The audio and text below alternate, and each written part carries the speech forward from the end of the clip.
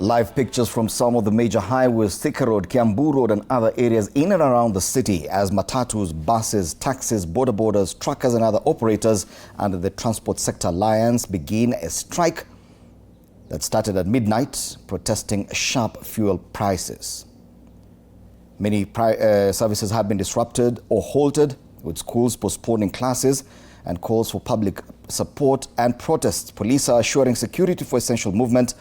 However, public anger over the cost of living is high, with some fare hikes threat at 50% beforehand. Empty roads this morning across the city and in other areas around the country. This is what we're waking up to today. Recent EPRA adjustments pushed super petrol to 214 shillings a litre and diesel even higher at 243 shillings in Nairobi for a litre. Amid global oil pressures, operator call costs unsustainable compared to regional neighbors. This is the biggest talking point today in Kenya. And it's what begins TV47 breakfast. You look at even the Google maps, the main tributaries into the city, green all over, meaning empty roads. Many people are not even guaranteed to get to their places of work today because of the Matatu operators' strike over fuel prices. We'll be checking the traffic situation momentarily here. We also have our reporter Muthoni Brenda on the ground. And this is how we begin TV47 breakfast this morning. Karibu sana, my name is Freddy Ndimuli. How hot is the coffee where you are? Yes, whether or not you actually get to work this morning, we will try and see how the roads will be. And we'll be getting updates from our reporter on the ground, Muthoni Brenda, in a short while. But be sure that this is a conversation we're having here, and even at 6:30 this morning, we'll be having the same conversation with Matatu operators, a representative from the Matatu operators, a representative from the oil marketers and outlets here in Kenya, as well as a lawyer and a political commentator on the same. So far, no single government official has issued an official statement about any possibility or any relief that could be expected or should be expected for Kenyans. President William Ruto is away on a state visit to Azerbaijan. Meanwhile, the Energy CS, Opiyo Wandayi, is yet to make any formal comment directly linked to the prices or to the hiked prices of fuel in Kenya. Well, away from matters, nationwide transport strike, weather and rainfall alerts, and I'll be giving you the weather updates just shortly. The Kenya Meteorological Department warns of increased rainfall intensity. Remember, the whole of last week it's been raining, but more warnings again this week. Thunderstorms and heavier showers in the highlands. Some places have already experienced floods, landslides, which have killed at least 18 people and displaced thousands in counties like Tharaka Nithi, Elgeyo Marakwet, and even here in Kiambu. Residents have been urged to take precaution. Meanwhile, a lot of political talk, especially coming from the weekend at a number of funerals across the country. And these are just some of the talking points. Remember, later on the show, Monday Blitz, the crew will be here to bring you the latest from the EPL as well as the local league, which are almost coming to an end this week and next week as well. So these are just some of the biggest talking points in and around the country, and we'll be here as TV47 Breakfast to bring you up to speed with all of this. Remember, you can interact with us, our social media pages, TV47 Kenya, on Facebook, on Instagram, on YouTube, where we're streaming live, and on X, TV47 Digital. Use the hashtag TV47 Breakfast, hashtag Story Nietu. You can also tag me as well. At Fred Ndimuli is my handle on X. Let's now take a look at the weather.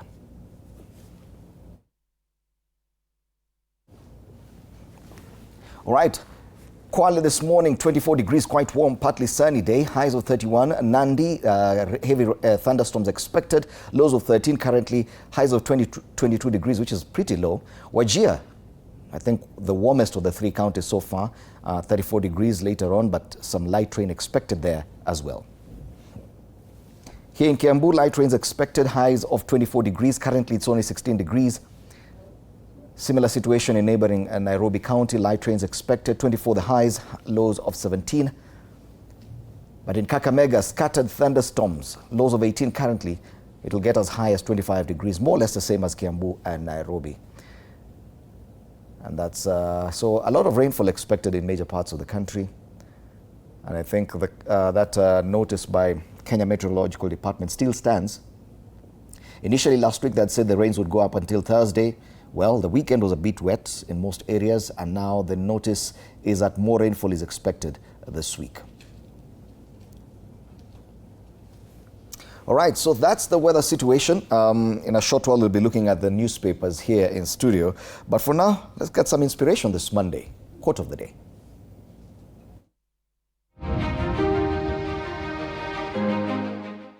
True learning extends far beyond the classroom walls. Structured schooling never limited me from exploring life's broader, deeper lessons through real experiences and critical thinking.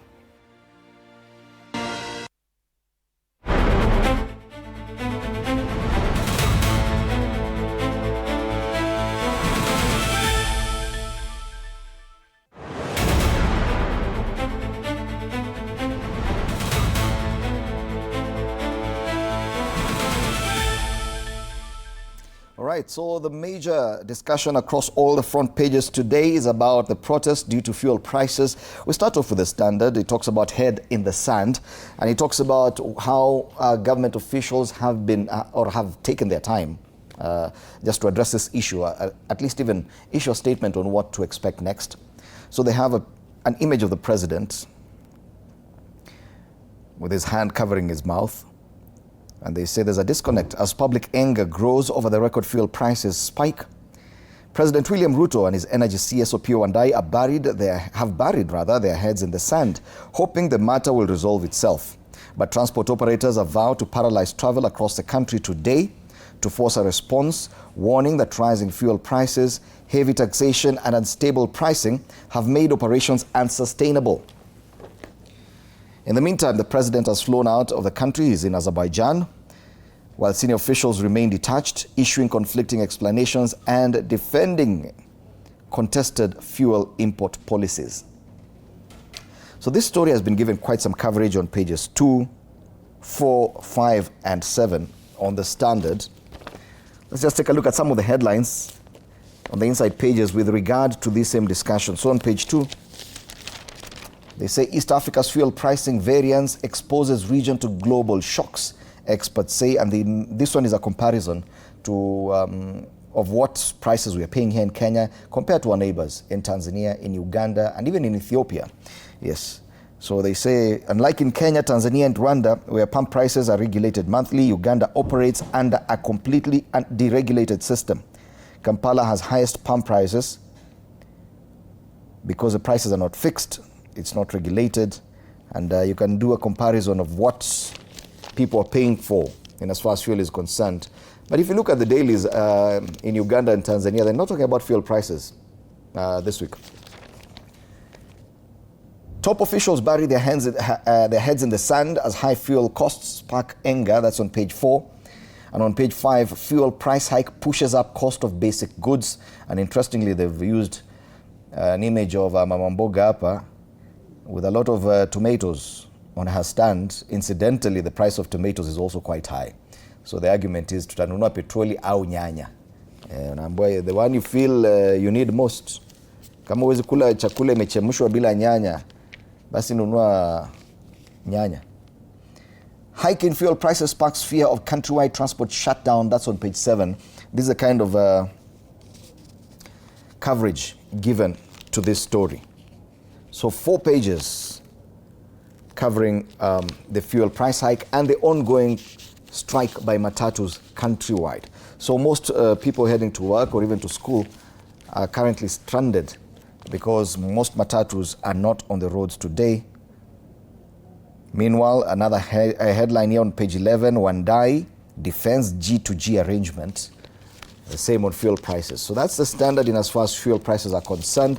On the back page, Matter Sports. Kogalo silenced Muranga Seal to move one win away from title. As I told you earlier, both the local league, the KPL, as well as the EPL are coming to an end by next weekend. And so most teams played their final games and the winners are becoming more and more clear now. Yesterday's SPL results, Gor Mahia beat Muranga Seal 3-1. Meanwhile, Shabana beat Bidco United 1-0. Wale wanapenda mambo ya Manu, kuna story hapo ya Manu, but I don't think we need to waste time on that story because timu ambayo haiendi mahali mbona tushughulike naye sana. All right, so that's the Standard today. Let's take a look at the Daily Nation, see what's headlining. There's also a story on fuel prices there, but it's not the big story. It talks about protests over high fuel prices set to disrupt public transport. This is the Daily Nation, and it covers the same story on page 2. But the main story here is about Kenya risking US sanctions over Russian war. So 2 US lawmakers have introduced bipartisan legislation seeking sanctions against foreigners and governments accused of facilitating the recruitment of Africans to fight for Russia in its war with Ukraine. Citing Ukrainian intelligence, the bill says at least 1,400 citizens from 36 African countries, including Kenya, are fighting alongside Russian forces. The story is on pages 4 and 5. So we've just been talking about the plight of Kenyans fighting in Russia, and probably some of them ended up there without their knowledge or without knowing what exactly they were going to do in Russia. They were hoping for different jobs, but when they got there, they were conscripted into the military and now are fighting alongside Russian forces against Ukraine. But now it's getting us into trouble with the US. They're saying our governments, Kenya alongside other African countries, are actually aiding their locals to go fight in Russia. So now it's a diplomatic problem, and we could face sanctions for that. So that story on page 4 and 5, it's a big story there. Back to the main story that we're discussing, and this is about fuel prices. Let's see what they're talking about on page 2 with regard to protests. So shutdown looms as transporters declare nationwide strike today. Petroleum products users criticize the state for steep increase of fuel prices, which are hurting already overburdened Kenyans. Many hoped that after the announcement by April last week that at least the government would intervene with some relief, probably a reduction in taxes, probably issues around the fuel levy, issues around a possible subsidy. But then again, we are aware that the National Assembly has requested to be recalled for special session to discuss the fuel prices. So probably we may have to wait for some of the decisions by the National Assembly in as far as reduction or any termination or any taxes with regard to fuel prices. But that will take some time. We have to wait. So a full page of this story: President's allies jump to his defense, blame US-Israel war on Iran for the skyrocketing prices. Now, funny enough, back in 2022, when the the Ukraine-Russian war had just started and fuel prices were almost in a similar fashion, went up here in Kenya.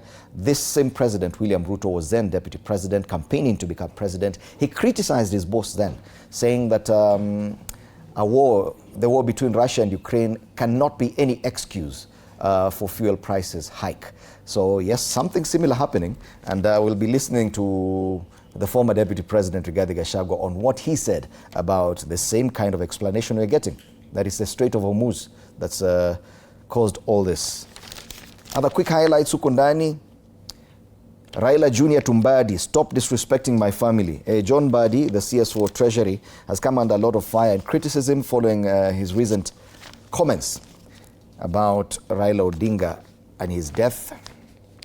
Back page of the Daily Nation: Victoria's Gor Mahia inch closer to 22nd league title. So a lot of discussions around the local football league.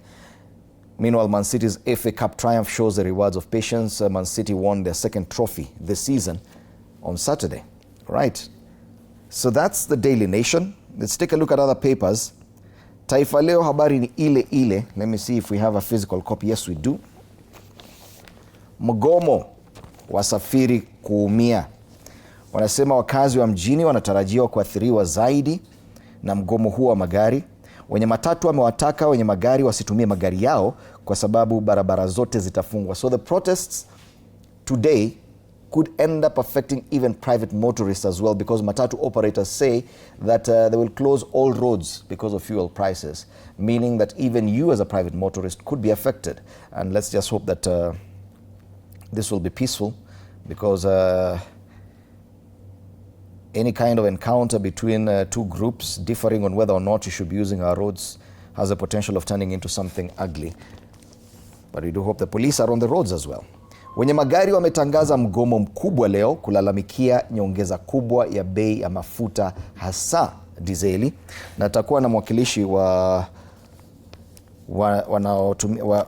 wanabiashara wa matatu hapa studioni kuzungumzia zaidi mipango yao na tunaelekea wapi. Kando na hayo masuala ya mafuta, vidokezo zaidi, Raila Junior naye amrukia Waziri Mbadi. Habari ile ile tumezungumzia kwenye Daily Nation. Sema hutubia umati Nairobi na kumsihi Oburu awaadhibu wanamdhalilisha marehemu Raila. Habari kamili kwenye ukurasa wa 3. Kwingineko, mauaji ya halaiki Rwanda, Kabuga aaga dunia. Mshukiwa mkuu wa mauaji ya kimbari ya mwaka wa 1994 Felician Kabuga alifariki akiwa jela kule ICC. Masuala ya spoti hapa, Arsenal wanusa taji ya ligi ya EPL. Gunners wakaribisha Burnley katika mechi ambayo ni lazima washinde ili kukaribia taji la ligi kuu. Kwenye ukurasa wa nyuma kule, masuala ya spoti wanasema Arsenal ni pua na domo, ni pua na mdomo EPL. Umetumia picha pale ya majabali wa defense ya Arsenal, William Saliba na Gabriel Magalhaes. Tukirejelea habari zaidi pale ukurasa wa mbele wa gazeti hili la Taifa Leo, kwenye hatarini kuwekewa vikwazo na US, Amerika yamulika Kenya kwa kuruhusu raia wake kusajili kupigana nchini Ukraine. Habari hiyo ndio habari kuu kwenye ukurasa wa mbele wa Daily Nation. Na Onyonka kijogoo cha vipaji chekwa. Senata wa Kisii Mazishini wiki jana alionyesha vipaji tele kuhusu masuala ya kifamilia pamoja na siasa. Alikuwa na hesabu watoto wake. Wengi hawajaamini, lakini ni ukweli. Gazeti la Taifa Leo. Sasa tuangalizie gazeti nyingine ambayo inazungumzia masuala ya mafuta. Gazeti la The Star. So they talk about high fuel prices on the front page of The Star, putting extra strain on homes and traders.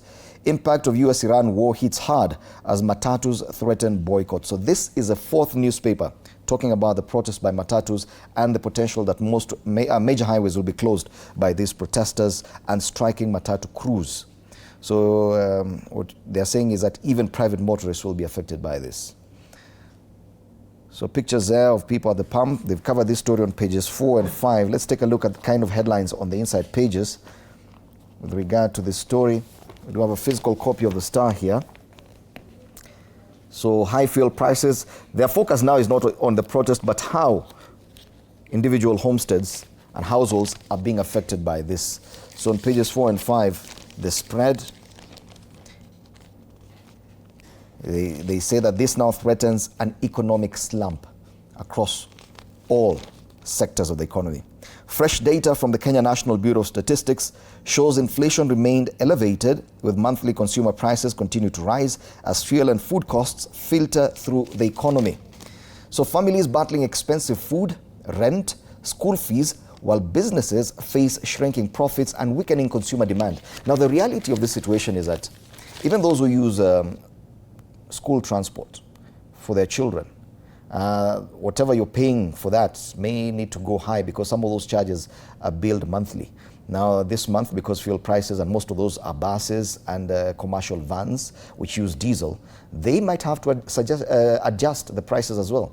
So school fees inapanda, rent inapanda, kama munatumia generator inapanda, bei inapanda. Fuel price hike. Diesel went up by 46 shillings 29 cents, super petrol by 16 shillings 65 cents.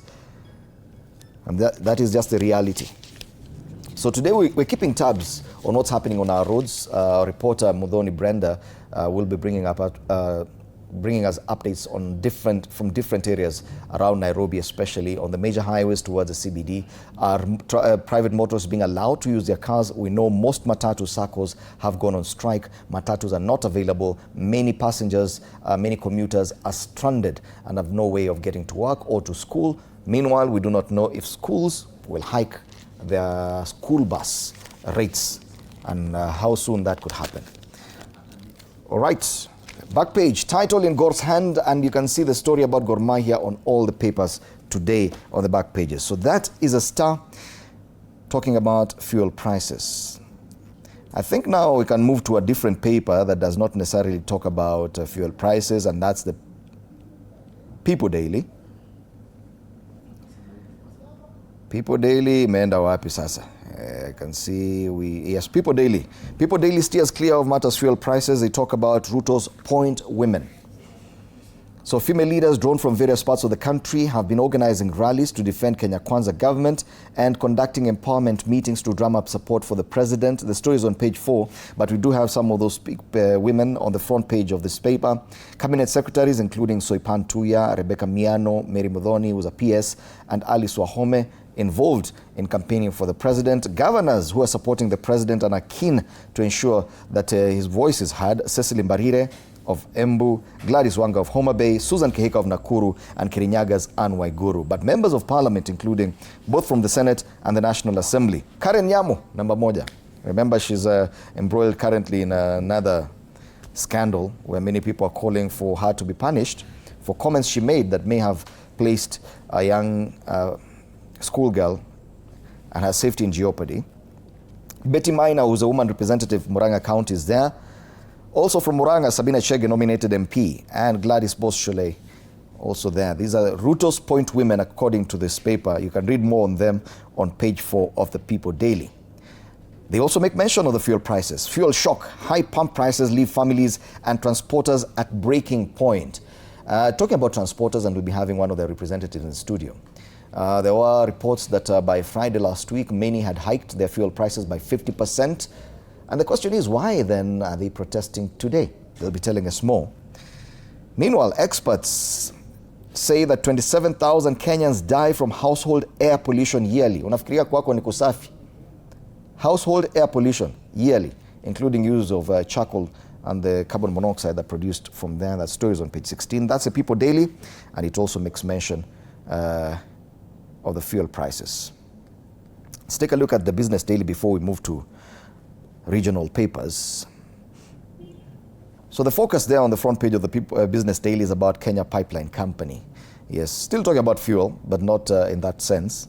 KPC directors divided over Uganda role in CEO hiring. Remember, Uganda bought 20% of the Kenya Pipeline Company.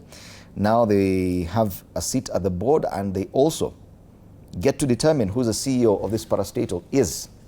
So Kampala's representatives yet to join board. A section of board wants recruitment of firm's next boss posed. Cracks are emerging in the boardroom of Kenya Pipeline Company over whether the firm should have initiated the recruitment of a new managing director without a fully constituted board that includes Uganda's representative. So hajakuja kwa ile board tayari. Sasa hapo ndio shida inakuwa. Watatafuta aje mkuu wa kampuni hiyo ya Kenya Pipeline. Adani snubs Kenya talks as US drops bribery case. Yes, you remember that Adani deal, or the various Adani deals had to be dropped because of a court case that was going on in the US. Now that has been dropped. Does it mean that Kenya now can engage Adani again? Meanwhile, Adani is said to have snubbed Kenyan talks. Elsewhere on the ticker, Elon Musk's X given 3-month ultimatum to open local office here in Kenya. Isuzu takes record 56% share of Kenya's new vehicles market. And that's the Business Daily this Monday. Let's cross over and we start off with the regional dailies. We start with the main regional daily, that's the East African, that cuts across the entire East Africa.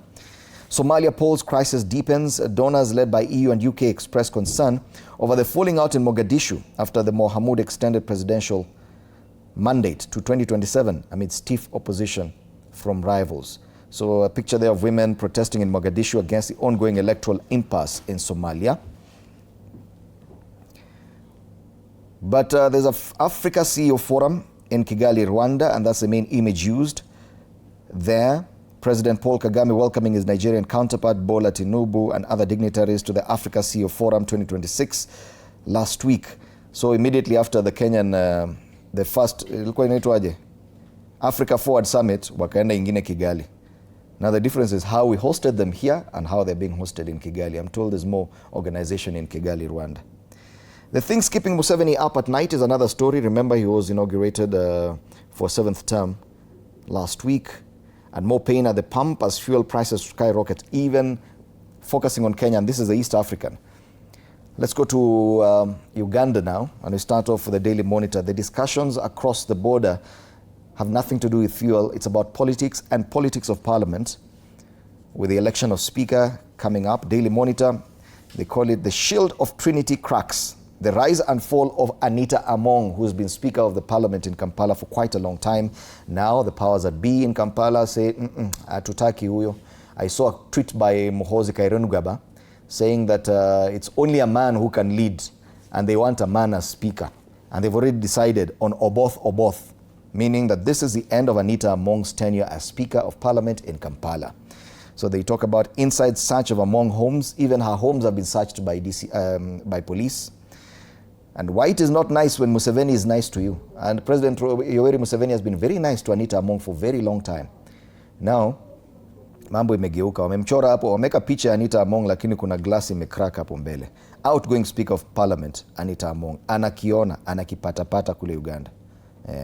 Gazeti nyingine ya Uganda ni New Vision, same story, the rise and fall of Anita Among.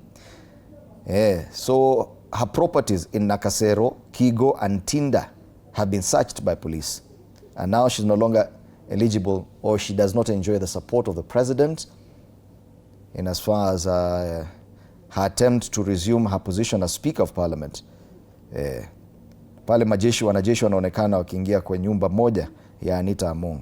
Ukikosana na serikali unaumia. Hii si hapa tu, hata Uganda wako vile vile. Let's cross over to Tanzania, and we start off with the Citizen. In Tanzania, they also don't talk about fuel. Waliachana na hiyo masuala ya fuel. Sasa wanaongelelea kuhusu how to boost financing for mid-sized mining projects. Tanzania can unlock more growth in its mining sector by building a stronger financing ecosystem for medium-sized mining projects. This according to industry stakeholders. That's the main story there. And a very sad story here about a mother who says she sold land and donated kidney to save her daughter's life. There's a 63-year-old farmer from Mwanza region. Those are the main stories on the front page of the Citizen in Tanzania. Let's take a look at Mwananchi.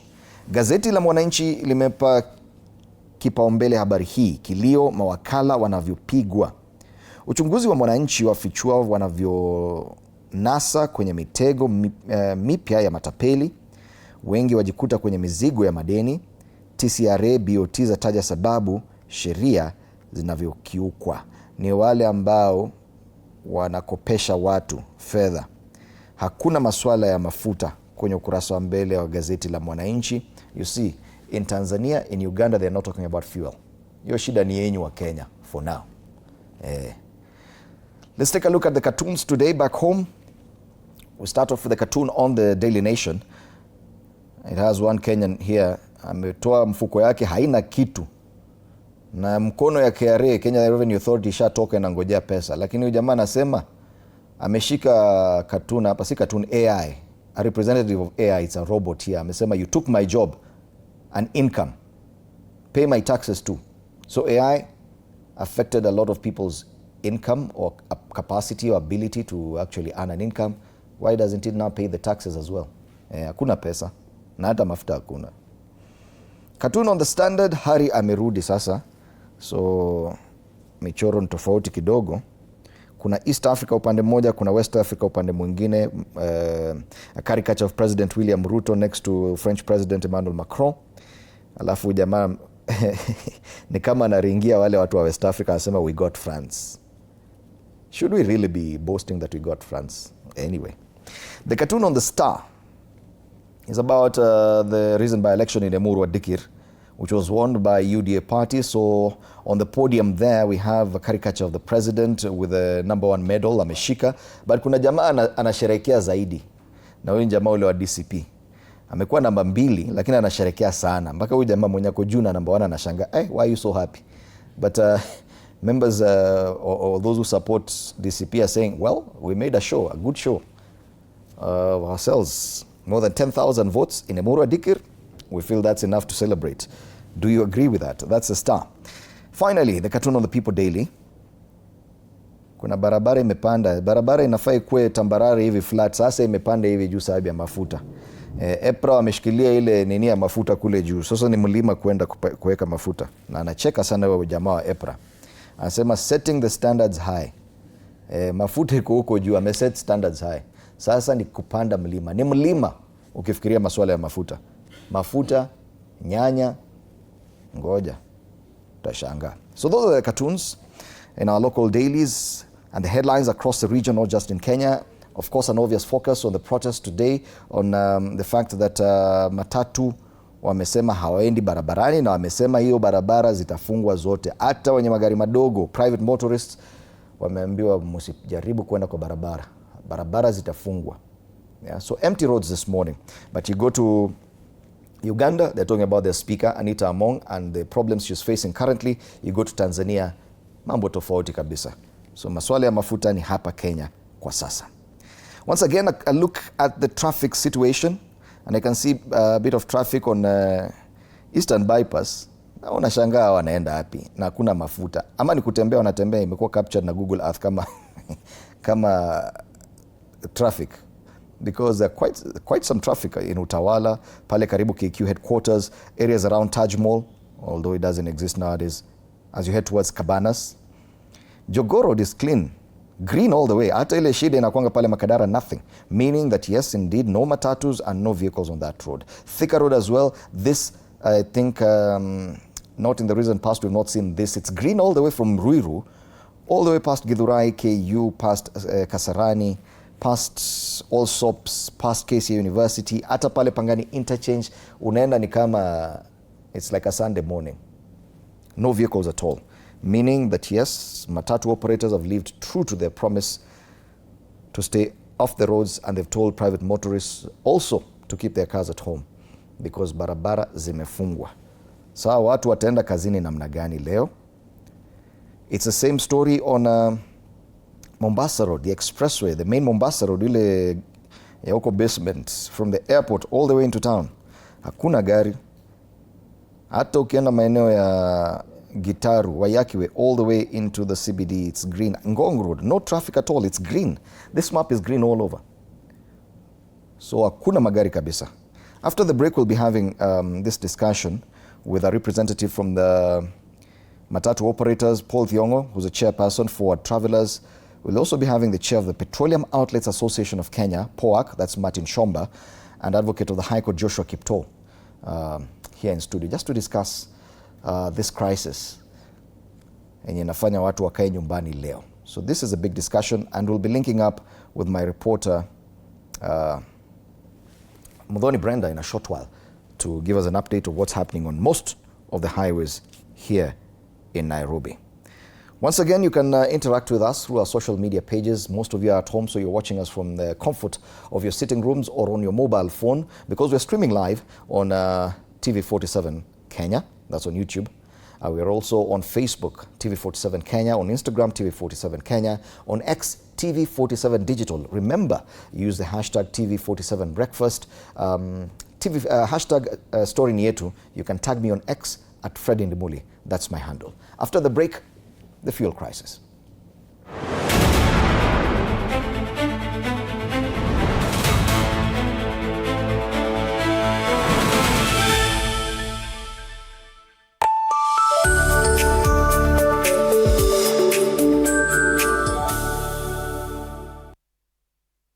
Of Vuta Stool. Man like robot! Yes, sir. I've invented a software that allows for clients to pay you directly by just pointing the phone at your... What? That guy is crazy. He's mad. I'm collapsing futuristic fintech with real-time usage. Brilliant. Really, very intellect. Hey, it is. We are calling it Point Pay. Point, connect, alafu pay. Pesa imetoka Kwa account yako. ikienda Kwa account yangu. aje Technology. Is that possible? aje sasa. How? I mean, Mama ndio ufandizi maidia zote roba yuko naye. Na si unajua vile watu haukuwa anaifanya saizi sawa, lakini unacheki iko sustainable. come on, man. Think. Yani bright mind, wrong economy. Vuta stool. Tuesdays at 8:30 p.m. on TV47.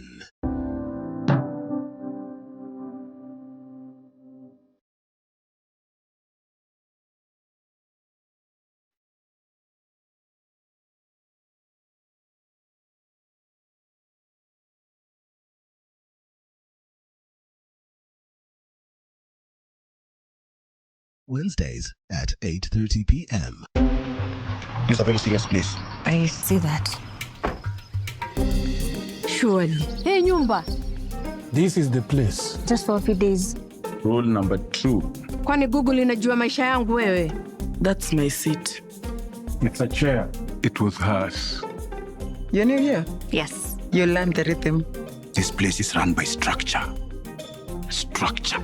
It is a system. Ni venye tu ni system haisikizi. And what happens if something you haven't chosen enters your day? I remove it. That's not always going to be possible here. Then you are going to have a problem.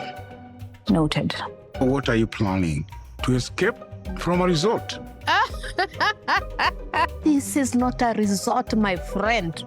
This is a storage. Wednesdays at 8:30 p.m. on TV47.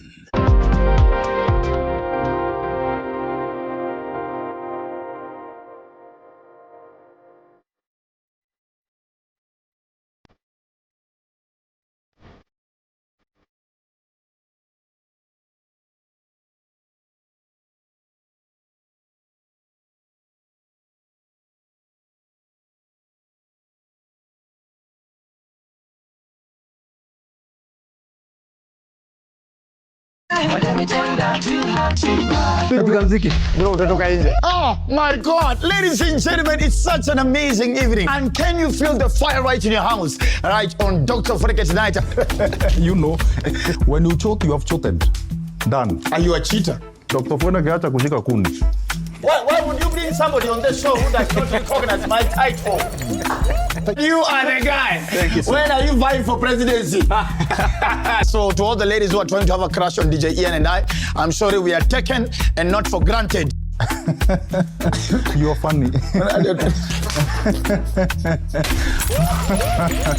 Thursday, we have a date every single day. Remember hii ni TV47 mtu wangu, na story ni yako, story ni yangu, story ni yetu. To all the ladies, mwah. To all the men, you can sort yourselves out. Yeah!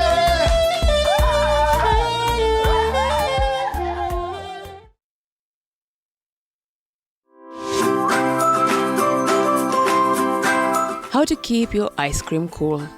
Bubble wrap is a powerful insulator. While on the road, keep your chunky monkey from melting by wrapping the print in plastic bubble wrap. It will stay firm for hours. Tuesdays, 3:30 p.m. Huh? What are you doing? Charging is complete. We need to hurry up. Lance. Huh? How did you... We knew you were trying to escape from here. We don't have enough weapons, so it's hard for us to destroy the robots.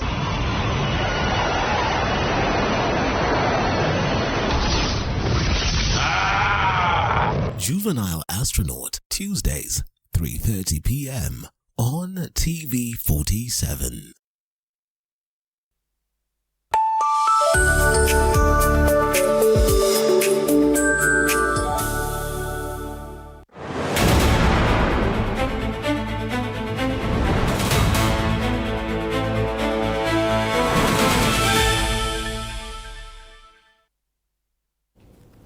All right, welcome back. You're still watching TV47. This is TV47 Breakfast. My name is Freddy Ndemuli. The discussion this morning has nothing else to do, actually, apart from the fuel crisis and the fact that Matatu operators have begun their strike this morning. Roads are empty. Just a look at Thika Road, there are no vehicles there. The latest update from one of our reporters is that in some areas, quite a number of Matatu, some areas actually, there are people who have leaked tires, blocking roads, meaning that despite the fact that Matatus have gone on strike, private motorists too have not been allowed to use the same roads.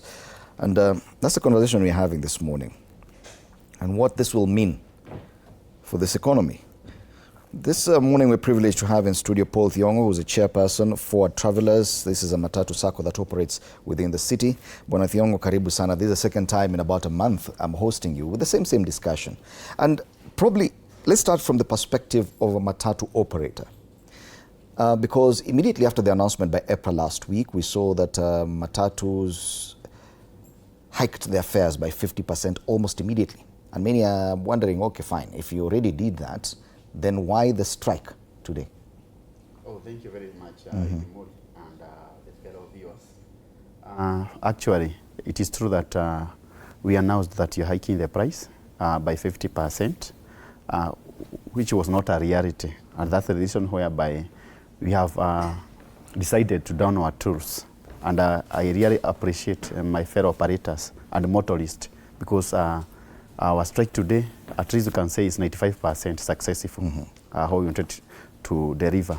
So we just wanted, we believe that this strike, we are the main casualty, because we shall lose whatever used to get from operations. You understand that those vehicles belong to the finance, so we are losing a lot when you are going to the strike. But let you understand that despite that you announced that you're hiking the price, the challenge here is the common mwananchi have a problem, does not have a finance to be able to support that increment. So we can announce, we can have a way to announce increment of the fare, but the fact remains that the common mwananchi does not have that fund to be able to support that. Because you say you increase the fares, but you also say it is not a reality. What do you mean by that?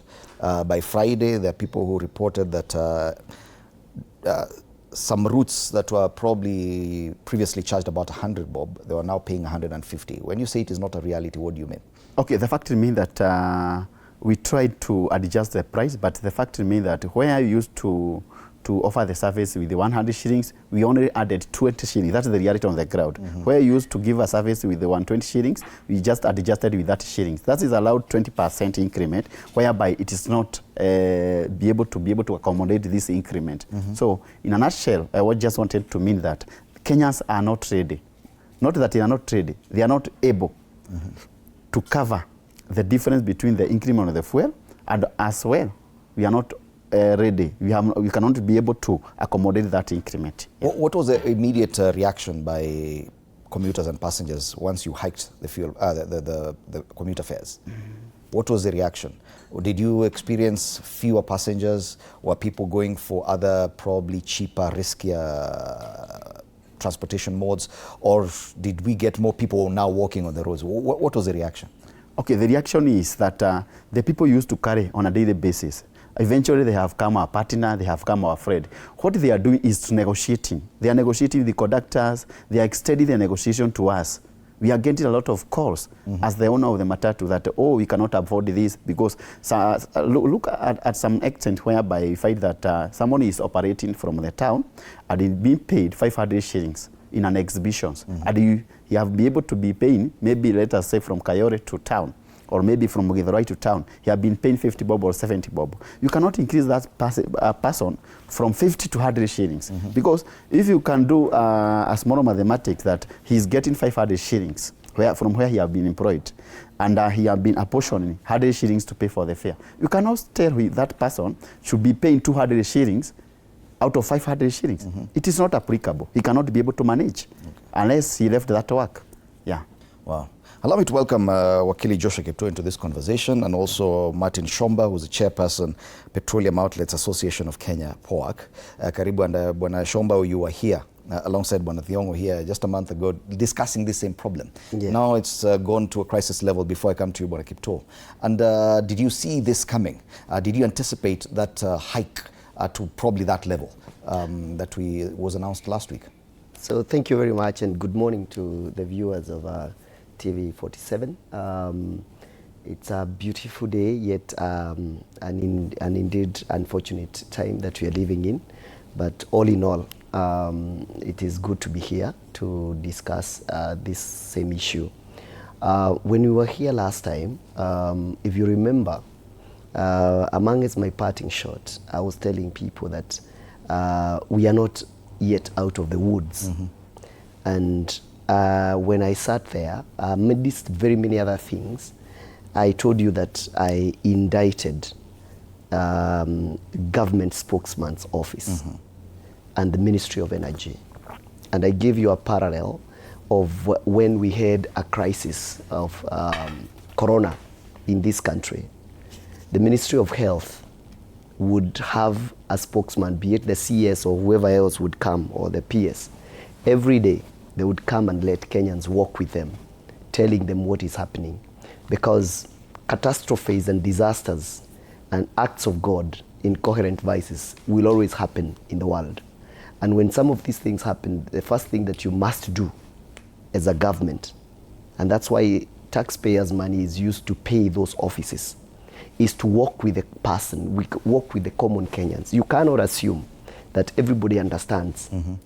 Very few people, actually, when we even sometimes talk about the external pressure, to most people, their world ends where they work or where they move to every day. Those other things are stories, just like they read other stories on the newspaper. And so expecting that people will understand sometimes becomes a problem. And I've been told sometimes back that ignorance is no defense. But I've always argued philosophically that who should be indicted more? Is it an ignorant member of the society, or a person of responsibility, government responsibility, who is ignorant that they are leading ignorant population? I think it's the latter. So basically what you're saying is that the government or the authorities have not offered a proper explanation to Kenyans. Kenyans have been left just to their own. They have not walked with the people.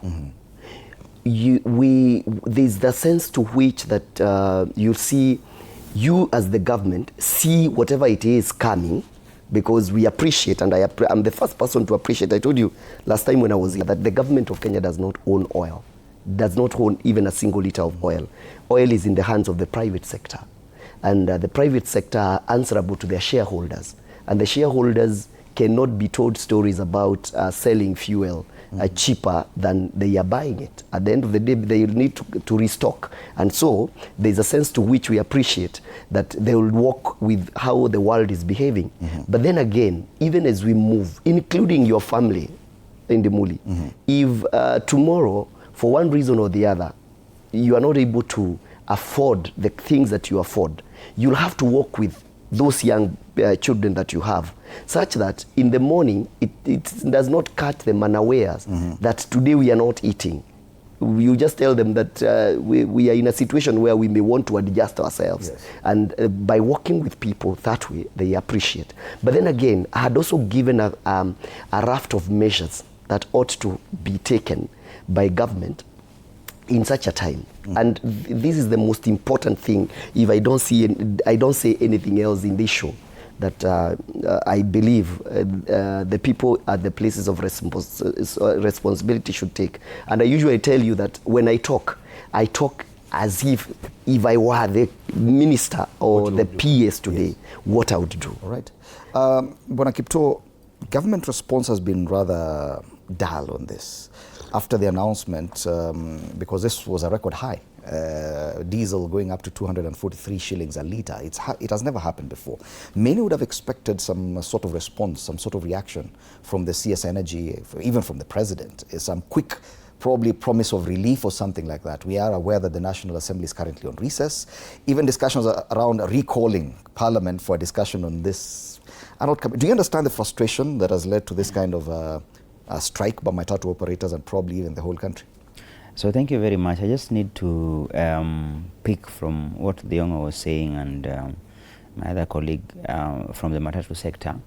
The reason why I think you see the government hasn't been, when you say dull, I will say reticent. Governments run on public goodwill. Governments operate on a foundation of public goodwill and support. And I think no government in the world is always excited to announce anything painful, unless it is really maybe at that high level of a war situation. So it would be understandable why the government would not be too quick or too keen to speak up, because government in this case would be happy to, like, I want to compare the two instances.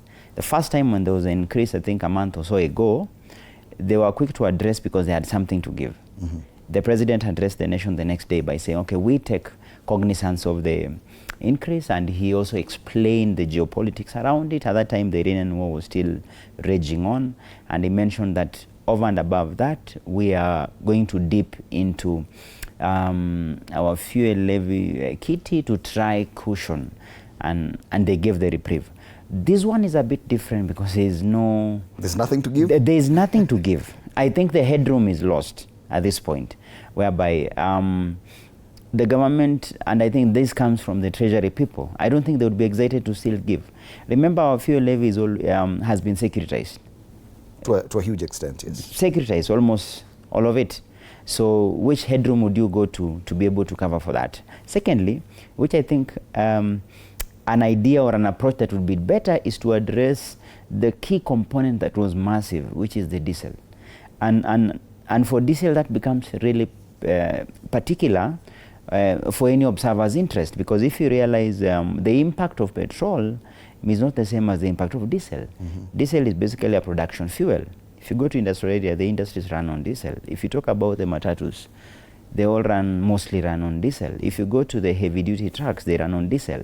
So I would imagine the best approach would be, you don't address the wholesome issue, but target this specific one, because it has a direct ripple effect. My 2 cents is that there wasn't a headroom, there was nothing to give, whereby the government then is left to be at the mercy of the market forces of demand and supply. And because it had already played its hand in the first instance when the first increase came, I kind of think that if they knew, which I think possibly they knew, about once the consignment comes in, like the real effects of the Iranian war now are playing out now. And I think there was a comparison that was being done last week about the fuel increase globally.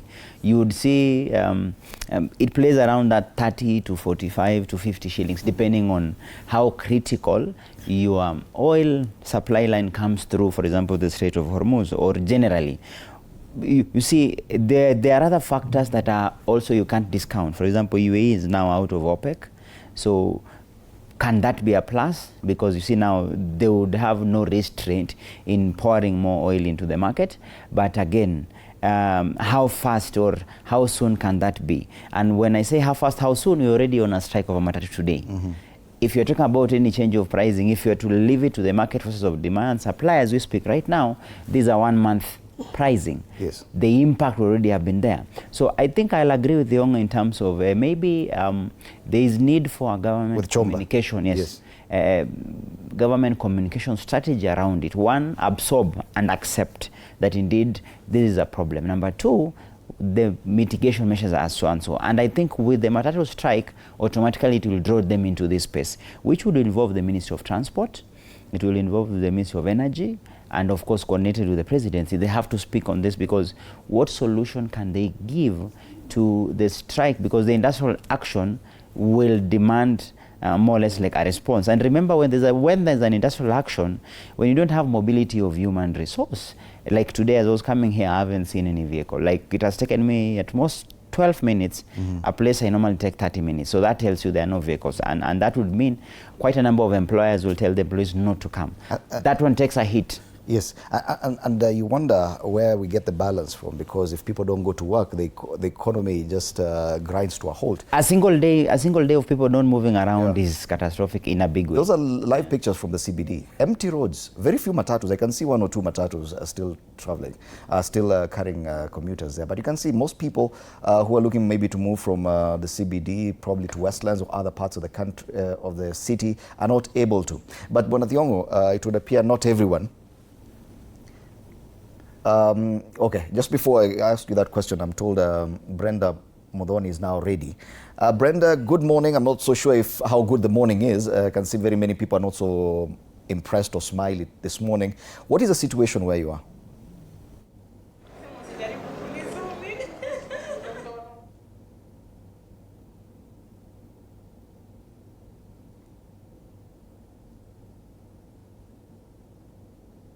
Brenda, good morning. If you can hear me, bring us up to speed with what's happening in the city.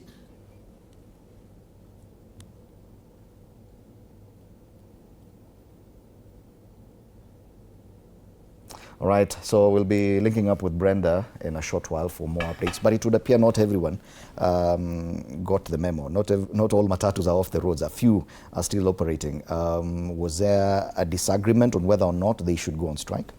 Okay, of course I have stated that the strike is 95% successful.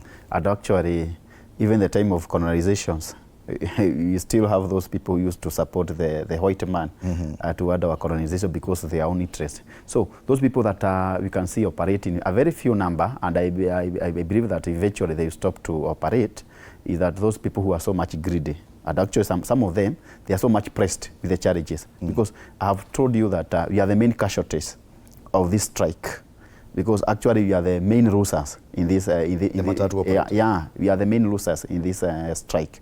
But the most important thing that you need to understand here, and the most reason whereby we are ready to lose, is that the fact remains that the government, the sitting government, is so much arrogant to its own citizens, so much arrogant. Instead of offering solution, as the SOBA have said, and giving hope to the citizen, we can see them moving aloud, talking arrogance about this issue of the fuel, shibeni mafuta yenu, edeni America mwongee na Trump. So those are which are irritating, very much irritating to us as investors. And of course, you can see them moving all aloud, issuing handouts, money. They are going to Moranga, Nyeri, everywhere. Listen to Wakili Kiptoyo, and he says the government appears to have gotten to the wit's end, rather. And it's like they have no solution currently. Do you believe that there's no solution? There is a solution, because you can understand very well that over-taxation is a problem. And what you are trying to state here, the government should reduce its taxation. We understand the challenges globally, that the Kenyan government have no control over it. But over-taxation should reduce its taxation. If the government is working for its people, at one time when the president was campaigning, stated categorically that those people who are adding the fuel, they don't understand the damage that they are causing their fellow Kenyans. So, and the same thing he is doing. It seems that he has now forgotten that the damage that is causing because of fuel increment. And of course, better that government, previous government, because fuel have not reached the level that currently have reached. And actually, if you refer to the back to that government, they are not arrogant. Actually, they used to come out and giving hope to the fellow citizens. But currently, it's like a colonization. Fuel is a basic commodity. And if the government cannot be able to address about this basic commodity, it seems that the government have no interest with its own citizens. And the problem that you have is the main problem you are having. We also have problem with the difference between the kero and the diesel. And that kerosene is not about the common mwananchi, it's the one that used for the jets. So we understand and believe that is for the highest class, that kero. And the problem that you're having with the kero being at 150 and the super being at 243 is that difference of 90 shillings. Let us look at a scenario whereby petrol stations used to sell like 100,000 liters per month. If that, the owner of the petrol station think of doing adulteration of only 20,000 liters, he will eventually make intact 2 million per month. 2 million per month. And that's what the government is doing now, is encouraging the adulteration of fuel, and that adulteration will come to affect our vehicles.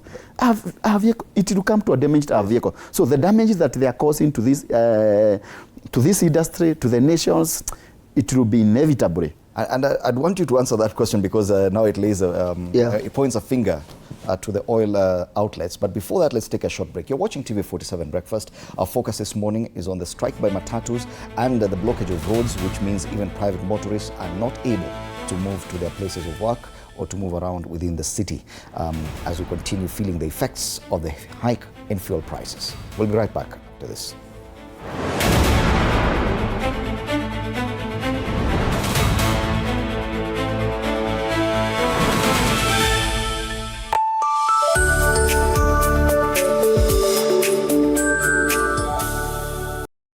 Sundays at 8:30 p.m.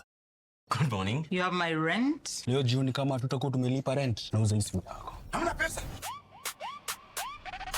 I need 3 G's to make my nails today. Sasa inatuhusu aje? Can I order now? Do you ship? Can I get blinking ones? Mimi nilikuwa na trade. Nimewekelea kitele yangu. Kitele yangu na trade. Ikikunyuma. Oh my God, he left me. Nitumie ni line. Uko nje kuna wifi. Why? Hi-fi? Wait, so what do we call this dish again? I have no idea. The cucumbers are there specifically for my beauty routine. Tangulini kero umeka kwa beauty product. Na ameenda. Tunafaa tukuwe na logo yetu. Like, si ni brand already. We won't entertain divas. No. I'm not dealing with a man child. Amazing. Nishapenda hii energy. Sundays at 8:30 p.m. on TV47. Saturday at 8:30 p.m. My father used to tell me that our hotel is the home for travelers. I guess I forgot that. Recently, it's been more of a mirror of my own ambition. We might fail. We will probably fail, but not for a lack of trying. So for the last time, and the first time, welcome to Connect In, the best experience in Eastern Central Africa and its environs. Saturday at 8:30 p.m. on TV47. Wednesdays at 8:30 p.m. This is a very serious place. I see that. Surely. Hey, nyumba. This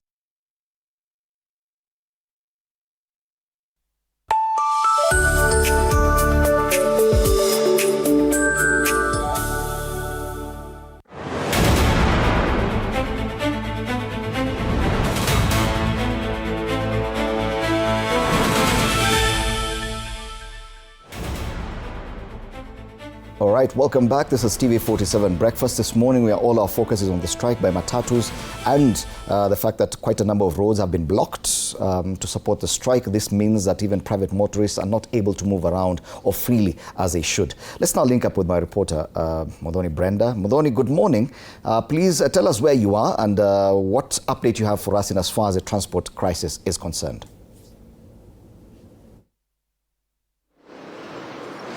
A very good morning to you, Fred Indimuli. Thank you so much. We are coming to you live from the CBD, specifically here at the Konja stage. And TV47 can officially confirm to our viewers that the Matatu strike is no longer just a threat. It's fully underway.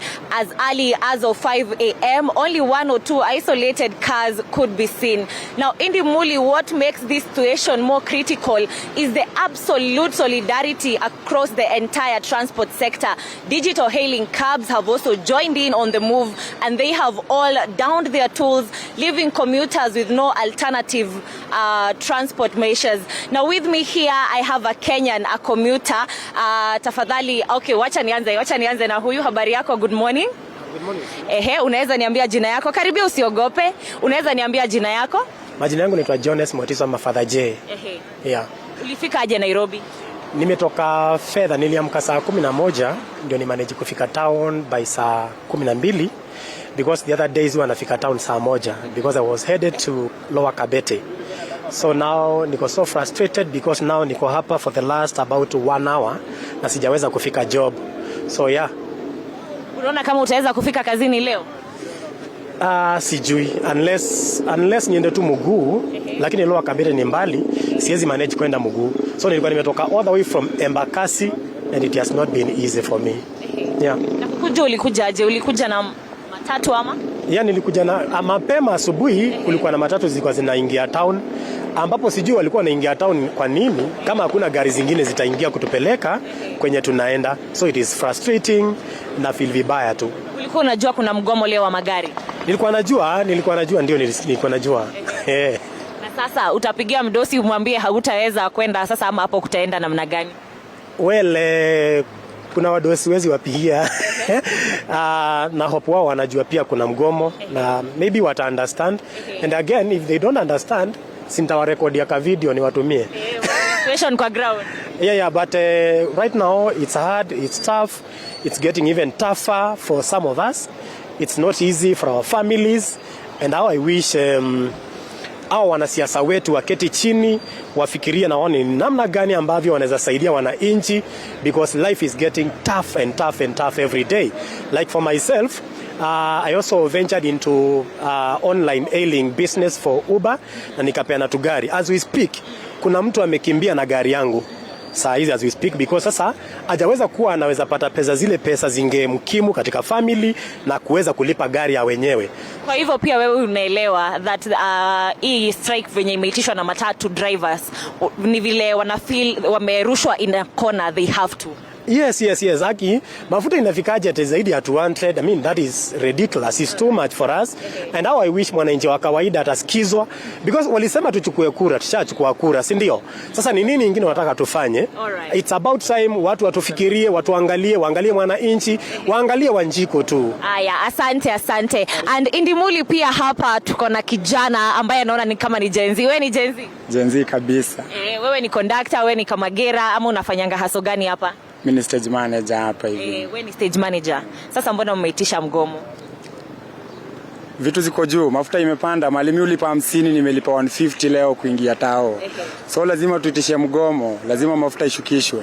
Sasa hapa nyuma naona kuna abiria wengi, wataendaje home ama wataendaje job? Sasa hapo kidogo itakuwa tricky. Labda utumie bodaboda. Jota wewe venye unaona ground hapa hakuna mafuta, hakuna gari kabisa. Na ni juu ya mafuta. Unapata mtu anaingia kazi, anatengeneza pesa, jioni akienda anaenda anaweka mafuta kwa gari, pesa yote. Hakuna mshahara, so hizi kuna unafanya kazi yenye ujilipi. So lazima mafuta ishukishwe. Na huu mgomo utakuwa affect aje wewe kama mtu ambaye anafanya biashara in the transport sector? Mimi ni affect. Imeni affect juu unaona cash flow imekurudi chini, hakuna kazi, hakuna pesa. So imeni affect pakubwa. Asante sana. There you have it, Indimuli, and this strike has not only affected people in the transport sector across the CBD. Major shops zenye zinakuanga zimefunguliwa by this time, most of them are closed down. Now of course we are going to be keeping tabs on major entries across the city. I don't know if my camera person anaweza pana kuonyesha vile entry into the CBD from the Thika Super Highway inakaa. Mambo ni namna hiyo. Only one or two isolated cars in Indimuli. Like I said, we'll be keeping tabs across the city, across major entries into the city, just to show our viewers what is going on. Back to you in studio, Indimuli. Thank you so much, Brenda. Thank you so much, Brenda. Modoni Brenda, reporter there at the Koja stage in town, which is usually very busy at this time of day, even as early as 5 a.m. And you can see it's empty. Very few cars in town this morning. The roads are clear. Major tributaries into the CBD are empty. Most matatus are not working. Now we are told that even taxi hailing cars, taxi hailing operators are also have also joined the strike. Yes, one or two matatus still trying to carry or transport commuters there. That's a section of Thika Road as well, around the Allsops area next to the GSU camp there, and also a very busy, usually very busy area around this time of day, but now you can see only one or two buses. They are still operating. And as Bwana Thiongo says, yes, the strike is 95% successful, meaning that yes, you may get one or two matatus operating, but majority of those people, commuters in Nairobi, are stuck and not able to move to their places of work this morning. Back to you, Bwana Shomba. Yes, sir. Because yes, now Bwana Thiongo points a finger at the oil outlets as well. They say that there could be a byproduct of this hiked fuel prices, that there could be a business opportunity that may end up affecting the quality of fuel if these hiked prices persist longer. Is that a problem you foresee? Yes, indeed. And as I indicated earlier, I would wish to speak as if I were the policymaker, what I would do. You remember there was introduced an anti-adulteration levy on kerosene a while back. The reason being there was rampant adulteration cases in this country, which was becoming a menace. And that caused by mixing of... You see, kerosene happens to be the reagent. Okay. that is used to adulterate both diesel and petrol. And whenever you give a price disparity as the one that we are seeing today, you have seriously incentivized adulteration. Because when you're talking about 90 shillings difference, then what you're essentially saying is that if you just adulterate 1,000 liters, you're telling that person, because adulteration is basically conversion using kerosene as diesel. And so if you had 3,000 liters of diesel in your tank, then you put in 1,000 liters of kerosene, you essentially get 4,000 liters of diesel. And when you sell that as diesel, that person, at the current price. Yeah, at the current price, that person has made 90,000 on 1,000 liters of kerosene. And what we are going to see now, because this is not an issue of if, you don't need to be a Jewish prophet. It will definitely happen. It would definitely happen. The government needs to be very keen on the uptake of kerosene from now. Because they should be able to know how many liters, and that's why I told you I talk like a policymaker or a person making that decision. The first thing I would look at right now is the movement of kerosene, because there cannot be a reason why the kerosene usage will spike all of a sudden. But that as it may be, I would wish to say the following about the leverages that the government has right now, and we need to look at this from a point of pragmatism and looking at what is good for us as a people.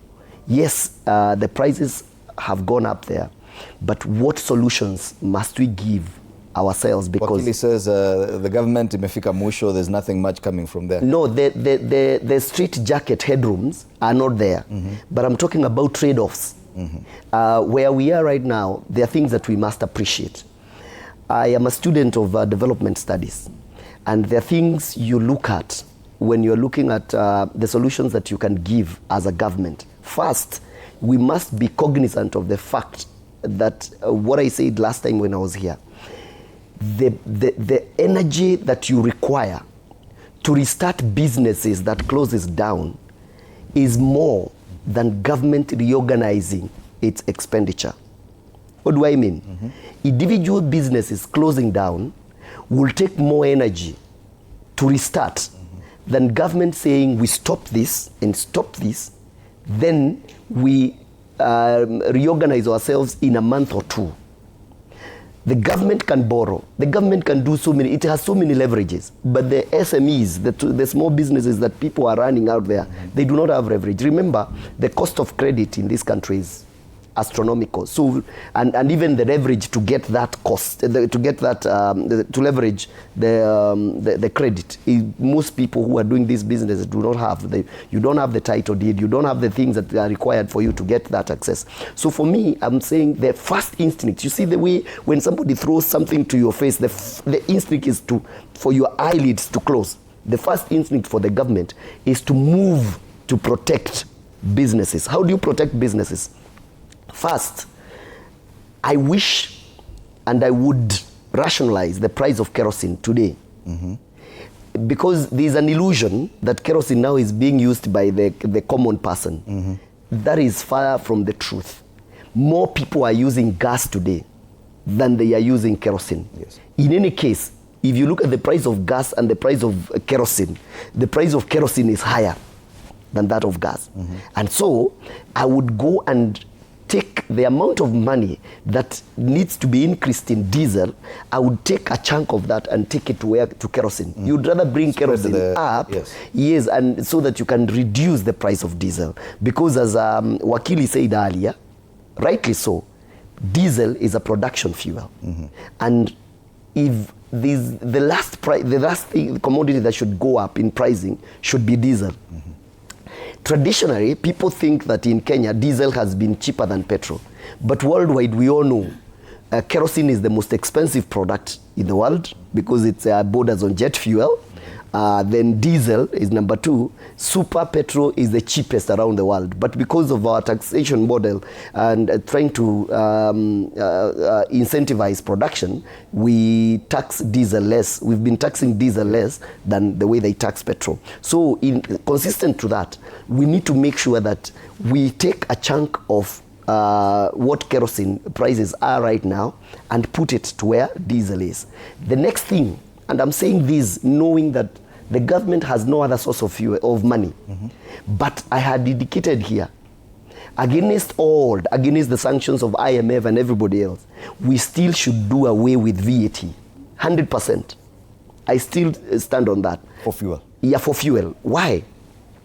As I've said, the government will take a hit because that money is securitized. It's very true. It's the money that goes to pay these and maybe cost, precipitate a little development money.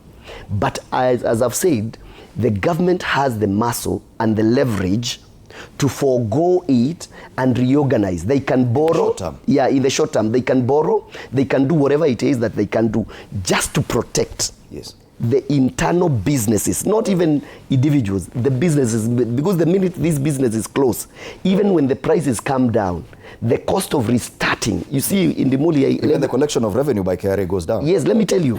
You see today, the wells that they are running in the Middle East, even if we were not buying fuel, they don't close the wells. You remember it during the times of Corona. They would give, you come and get fuel for free. Because the cost of restarting a well is akin to redigging that cost. So it is in the interest of these people to keep the wells running. Similarly, businesses, I look at businesses from that perspective. The businesses that we run must keep going. Because the minute you close, to restart that business, any person who have ever done business, I'm telling you this because I've never been employed in my life. I've been in business all along. And I know once you close a business, it is very hard for Kenyans to restart. So the government needs to look at what can we do to make sure that these guys are still running. You see, the way you do anything as a parent to make sure that your children are in school, you'd rather forego a lot of luxuries and make sure they're still in school because their life does not stop. It's the same for businesses. Wakili, if we look at some of the options that the government has, or the ones that many people discuss, there's a famous subsidy. And this president accused his predecessor of using subsidies when a similar crisis, the Ukraine-Russia war began, and they said, and there was similar crisis on fuel, and they said this subsidy is used to steal here and there and stuff like that. There's a fuel levy that has been securitized, but not in its entirety. Out of the 25 shillings, we do understand that maybe it's about 12 shillings that have been securitized so far. There's still room there. There's a taxation that he has talked about, but some of that may require the National Assembly to be active and to be back at work for them to pass all these things. Why then would you say there's no room for the government to maneuver when, out of necessity, even for its own revenue collection, things have to be running? Good. I think we can contextualize that by looking at the pressure, the fiscal pressure the government faces in trying to just do the basic, bridging the budget gap. If I would wish to draw the attention of our viewers to the budget policy statement, let's look at the budget estimates that are now subject to discussion by Parliament before now they are considered for adoption during the new financial year. And one thing that is clear is a government that has, a government that you see has literally worked itself to the bones to ensure you have a certain fiscal balancing to do around here. When I say securitization, securitization meant that whatever the maneuvering that would have been there, that is always available for government, the easy go-to place is non-existence. Why do I say so? If you talk about, this is the amount of tax I collect, 10 shillings, and 7 shillings of the same is already subject to being remitted constantly, then I have these 3 shillings to keep the lights on. What more can I be able to do? There's the aspect that I think Chomba has mentioned about borrowing. Because if you cannot touch what you already collect because it is securitized, then you look for the other alternative, it's borrowing. Again, borrowing is a place that you've been trying not to touch thanks to the securitization. Why do you securitize?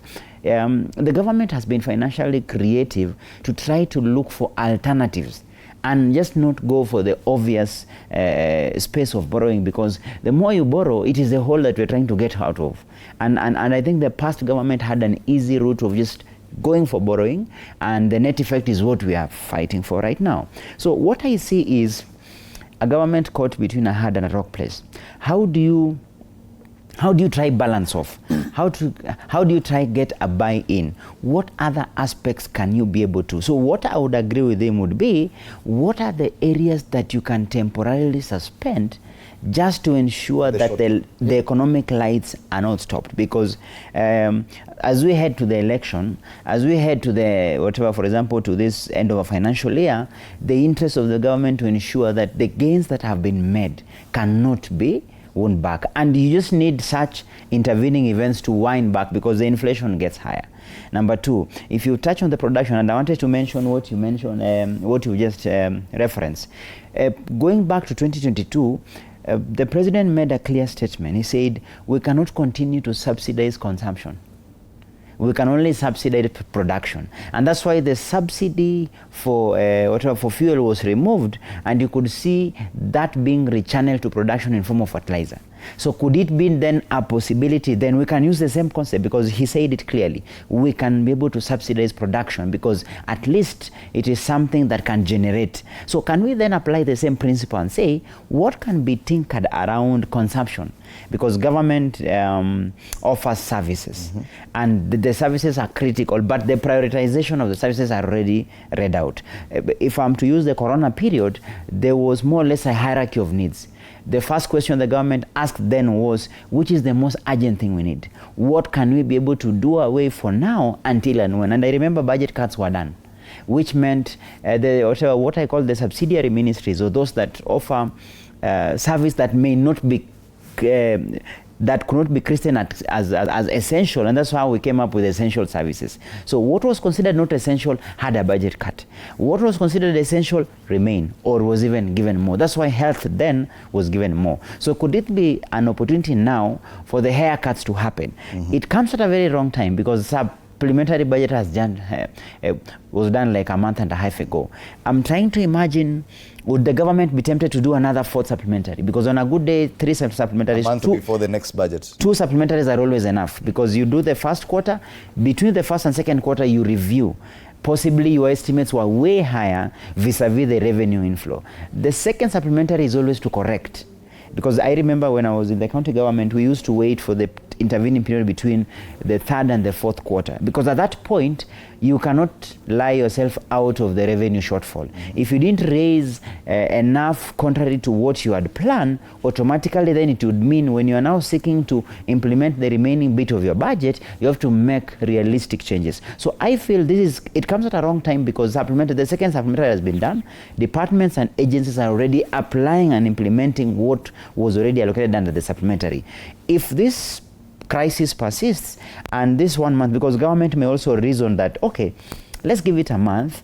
By the time we get the next place, and Chomba can be able to confirm to us if that can be something, because EPRA always reviews their pricing every 1 month. Is 2-3 weeks too much of a long wait, and the damage will be too much that going to the last 2 months of the financial year, it will be difficult to even get our revenue that has been anticipated, that even now has a ripple effect across board? Or in the alternative, can we then go for the haircut and look for the non-essential areas of government, whereby it's a makeshift, so that until and when things restabilize, you can even do trade-offs with those non-essential areas of government and say, you could just carry forward whatever initiatives that were to be done. Then as soon as we recover in the next 2-3 months, depending again, because these are geopolitical factors, depending on the supply line or how the market behaves. And I think the only silver lining has been the past 3 weeks or 2 weeks, I don't see an appetite for return to the Iranian war. The main drivers of the war have been the Americans. And I think because they are also feeling the same heat, their pump prices is forcing the government of the day under Donald Trump to reconsider why they should start the war. And finally, because they are having their midterms coming, and politics is always the driver of politicians' attitude, can that be a silver lining that if indeed the Iranian war, despite it being frozen, cannot be re-established or can be resolved, then as we are waiting for that, the government can just do more or less like haircut on areas that may not be critical, but not per se go for borrowing. I don't still feel there is room for them to tinker with the fuel levy. That has already been done. he said something, he was proposing that can they touch on taxes? Too bad. As we speak, the tax we refer to is basically taxes that is repaying debt. It is taxes that has been securitized. So as I said, what more can you do? Unless then you do haircut. That for me can work. Right. Bwana Thiongo, last time we talked about how regulation of this sector probably could help, or rather is in the long term. For example, in Uganda, even the fuel prices are not as regulated as they are in Kenya. Across the border in Tanzania, even the bus fares are regulated by the government. Do you think that if at all there was that level of regulation or lack of, that the situation would be different in as far as bus fares are concerned, if at all the government was to be the one regulating what people should pay to Matatus? Do you think that this strike would be on? And the second question, how long will this strike last? Okay, thank you very much. I just wanted you to understand one thing. The issue of the fuel price does not matter whether it's a private company or the government or G2G. The problem here is over taxations. And I want to object to whatever the Wakili is saying that we cannot reduce on taxes because we are paying debt with the taxes. We still also paying tax with those business of vehicles. We have borrowed vehicles, we are paying loans. So the fact remains that the government is the problem. And I just wanted to put a point from the point of being very not partisan, because we are not political, to state that the government had been challenging the opposition. They don't have agenda. But here come an investor with an agenda to the government that should consider the livelihood of common mwananchi, because diesel is a common product to drive economy, to the livelihood of every Kenyans.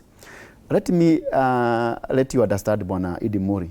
Every day the government, from the hike of those 2 months, 90 shillings, different from 176 to what we call now 243, around 80 shillings. The government daily, it is going deeper to the Kenyan investor on diesel consumption, 16 billion, because we used to consume like around 210 million liters per month. That means that we used to consume an average of something to do with 7 million liters per day. That means that the government is going deeper to the pocket of Kenyan mwananchi, common investors, 16 billion per day. And if you come to the petrol station, also the side of super, it is going deeper to the common investors, 10 billions. So that means that the government, it's really colony from within. We are being colonized with our own, because we cannot tell us that you listen the language of Kenyan common mwananchi, you are registrating for the common mwananchi, and you cannot feel, and you cannot act according to how people crisis that the common mwananchi is undergoing through. Because as we are down in the tool as the transport industry, we are not meant that we are the most suffering people on the ground. The commuters, we are fighting for our commuters. We just wanted to let Kenyan understand that as much as you are suffering, we are fighting for our commuters, because you understand that they are so much oppressed, they cannot be able to adjust and work toward increasing the price that the government is requiring them to support the subsidy. I just wanted to offer the solution to the government that as much as they don't want to deal or reduce the taxation, they can as well balance between kerosene and the diesel. What they reduce from the diesel, they subsidize from, they increase from the kerosene, which is a jet fuel. The kerosene that does not affect economy. But then the uptake of those two products is not at the same level. Yes, I understand that. What I just wanted to mean, you can as well increase the kerosene with 50 shillings and reduce diesel with 20 shillings. From then you find other avenues that you can be able to adjust the price. Maybe if they can reduce maybe to 80 shillings, we can at least be able to understand. And they said an agent, people who will represent the government, who will speak a language that common mwananchi, common investor will be able to understand, to stop being arrogant. They have eaten, they have stomach have become so big, as the president have stated, that the opposition, their stomach are so big. Their stomach are the one which are very big. And now they want to vomit it onto us. Right. And the other question I was asking is, how long is this strike meant to last? Is it just a one-day event, or will it continue beyond today?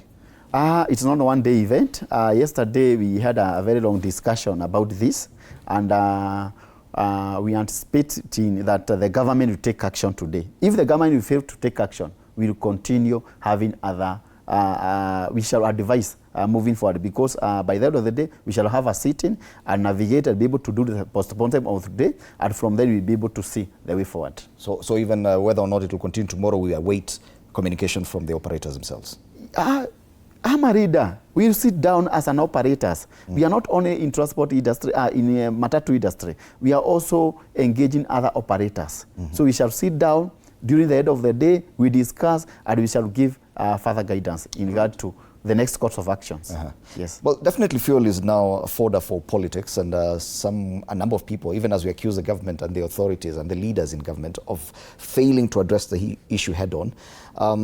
As he left for a trip to the UK, former Deputy President Rigathi Gachagua spoke about the fuel crisis. Let's listen to what he had to say and some of the responses that he got from government.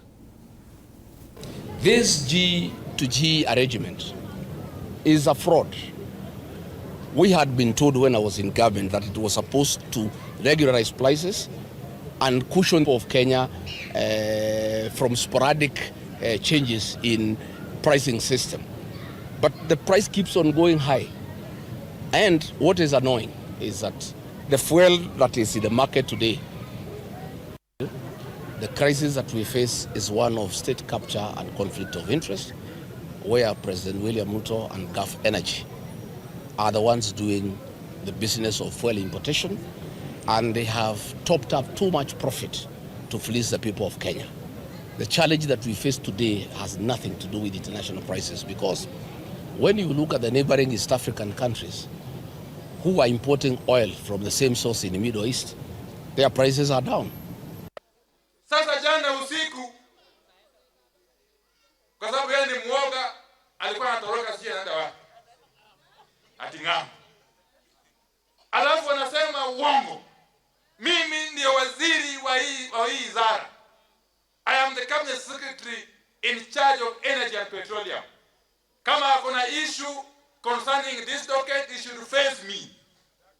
He should face me. He was a one-term MP. Yeye alinipata bungeni 2017. Akafanya kazi kwa bunge one term for 5 years only. Akaniacha huko. Kwa hivyo akiwa na shida yoyote kuhusu mambo ya mafuta au stima, aniulize mimi. Awache kutataja jina ya Mheshimiwa Rais Ruto kila mara. La pili. Hii mambo ya government fuel importation framework haikuanzishwa jana au leo.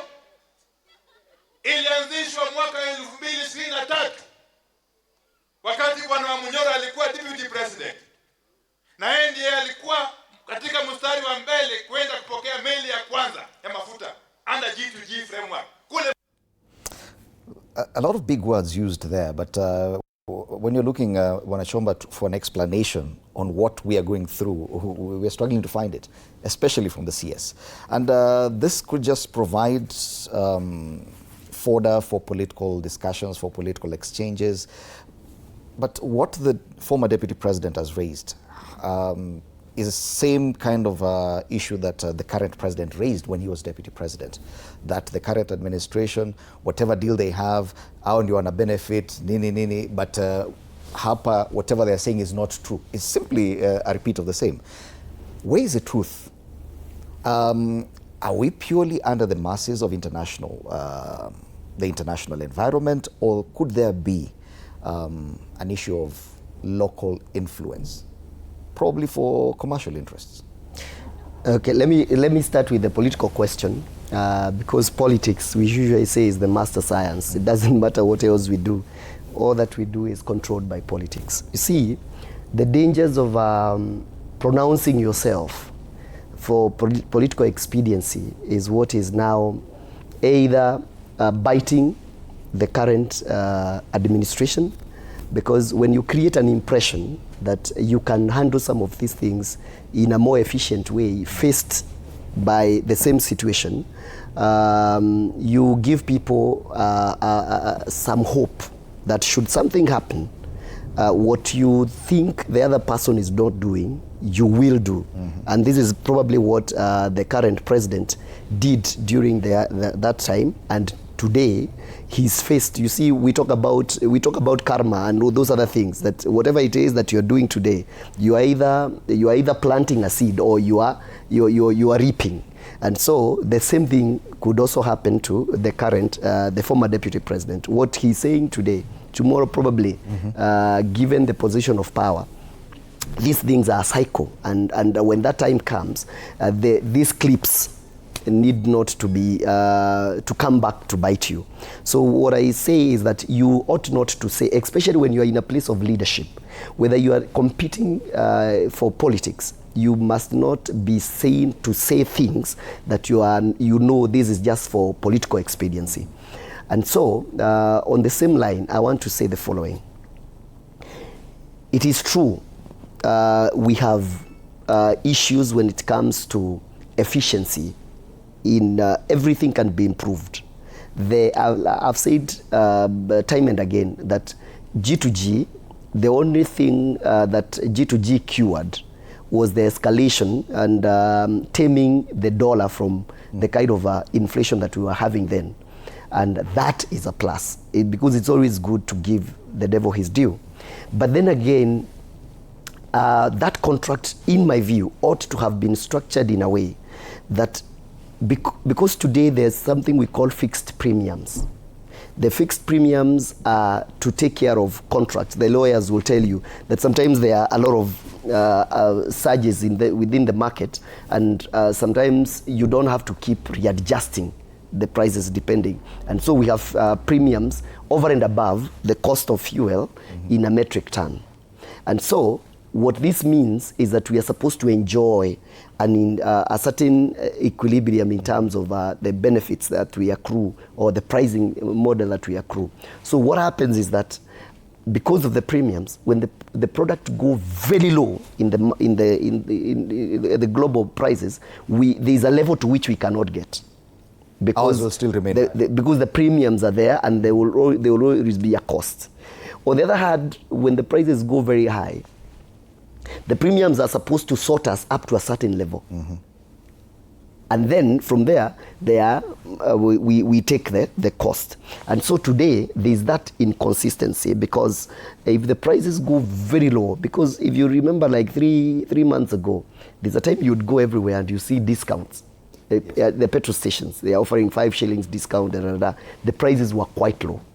But we were not enjoying the level at which the prices were low elsewhere.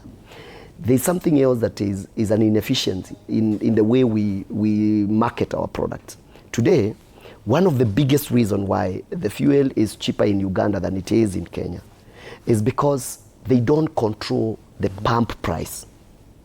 When you don't control the pump price, you let the market forces. They control importation. They are importing together. The National Oil Corporation of Uganda is involved in the procurement of that product. But when it comes to selling, they let these companies outcompete each other. And you said that's a positive for them? It is a positive for the common person, because when companies outcompete each other, then the benefit accrues to the common person, even if it's 2 shillings or 3 shillings. The other component that makes us more expensive is the taxation margins, because we are doing about between 40 and 50%, and they're doing between 30 and 40%. And that is an advantage to them. Then there comes the question where we compare the prices out there and the prices in here. And I see it is very important that you compare likes for likes, because it is true, US fuel is extremely high now. If the prices in US came here, we would not even be talking about it. But you see, US is not your normal kind of an economy. Kenya imports everything, including toothpicks. So when they are taking a hit on fuel prices, they are getting reprieve from their production system. So it is like, say for instance, today, you have 10 chicken, and he has 1, and he has 5, and I have none, and we are saying we are all going to slaughter 1 chicken. So when the guy has 1, he's crying that once we slaughter me, I have nothing else. And it's very different. You can even say, where's chinja moja, mi hata nitachinja 3.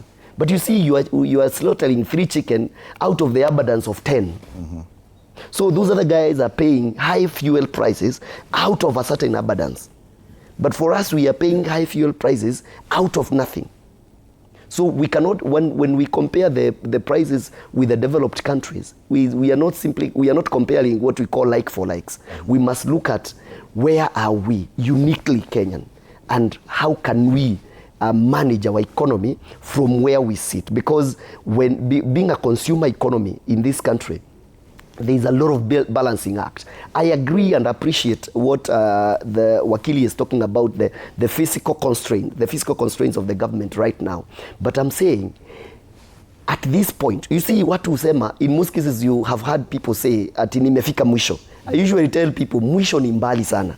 Mwisho ni mbali. You think you are at the end until another force comes and pushes you to further end. So the government inaweza kuwa inasema, wamefika mwisho ya maneuvering at the physical space. But mwisho ni mbali. It depends with the urgency of the matter. And I'm saying this is the urgency of the matter if the policymakers are seeing and are watching what I'm saying. All right. If I were at the place of policy, I would look at the importance of maintaining production and making sure that the businesses do not close. Because at the end of the day, the revenue collection will be more dependent on the sustenance of businesses than it will be at the government surviving today. All right. And we focused a lot on Nairobi and the streets of Nairobi, which are empty. Let's move further a bit and go to Naivasha, where our reporter Willie Dennis Njiru is present. Good morning, Willie Dennis. How is Naivasha looking, and how has its transport crisis hit Naivasha or not? Thank you very much, Freddie. Live from Naivasha here, and the situation is quite painting. And as you can see, this is almost a half acre where ordinarily you cannot be able to tell what size of the land it is unless such a situation that is prevailing here.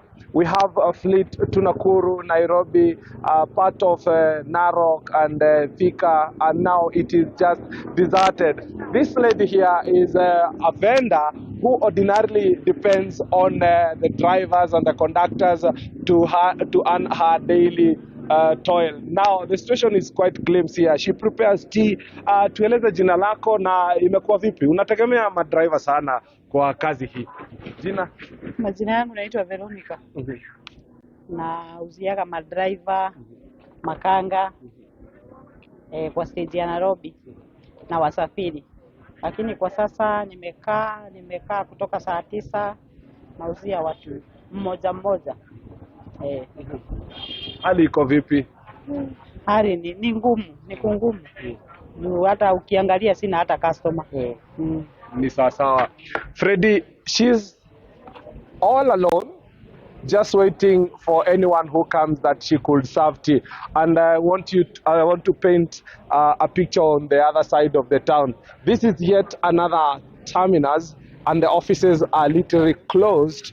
And on this side also, we have the NNUS there. The offices still remain closed. And just to paint you a picture of the situation on the road, we just have people moving, and this has adversely affected those people who are moving to the flower farms. And as you can see, it's quite a frenzy. No one is certain about what is going to happen thereafter. Nonetheless, we have seen a fleet of police vehicles moving up and about. And on the upper part of this town, on the main Naivasha-Nakuru highway, we have an estate referred to as Kayole. And we were told they started lighting bonfire at around 2 a.m. in the morning, and police have been upbeat to try and contain the situation. I don't know if these guys who are drivers could tell us at least something before we take it back to the studios. Ndugu, tueleze hali iko vipi? Hali ni mbaya hapa my friend. Hapa ni noma. Hakuna mtokaya. Hakuna kitu. Sasa nyinyi ni wahudumu wa matatu. Mwisho itakuwa Sisi sasa tunangojea tu Mungu tu hapa tu. Mungu ndiye atatusaidia. Hatuna otherwise. Ukutulia sasa. Sasa ni kukura mfuko tu. Mpaka Yesu arudi.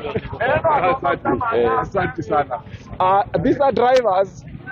And as you can see, no one can recognize them because they are actually in their casual wear and nothing that can reflect that they are drivers. And we will be keeping up to date on what is developing around this place of Naivasha, and as we traverse to other bus terminals to see exact the situation, what it is.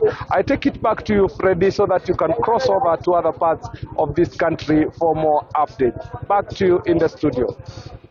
Thank you so much, Willie Dennis Njiro, a reporter in Naivasha, and you can see the roads there are as empty as they are in Nairobi, meaning that this strike has been successful there as well, and we'll be getting updates from other areas as well. Most people are unable to go to work. We have an update here from the police service on this Matatu strike, assuring Kenyans of security and calling for normalcy. The National Police Service has noted reports of the strike.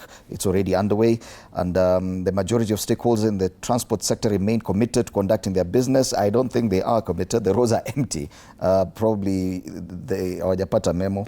So the NPS, that's the National Police Service, wishes to assure Kenyans of the security as they go about their duties, and security measures have been enhanced. They go ahead to give the numbers of their numbers in case of any emergency. Wakili, let's talk about politics. And you've heard what the former deputy president said.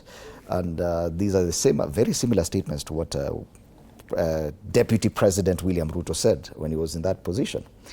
What is the role of politics in this? Because there'll be accusations and counter-accusations of who's benefiting directly, who's not, who's stealing here. But there's definitely a role that politics plays in this. Listening to the CS, he's talking about politics and not mentioning or even trying to explain to Kenyans what's happening. Politics drives policy. Everything runs around politics because politics comes with governance. So I think with the situation, opposition will try to ride on as much as possible because this one touches on the everyday living and the common problems of the Mwananchi. And I think the comparative analysis is that then the deputy president was then gearing to be the president, and I think he was trying to make a case why he felt that the fuel pricing then wasn't justifiable. And for him, if you remember, when he made a case of saying, let's look at better ways of managing this, and I think he was talking about subsidizing production, which I've just mentioned.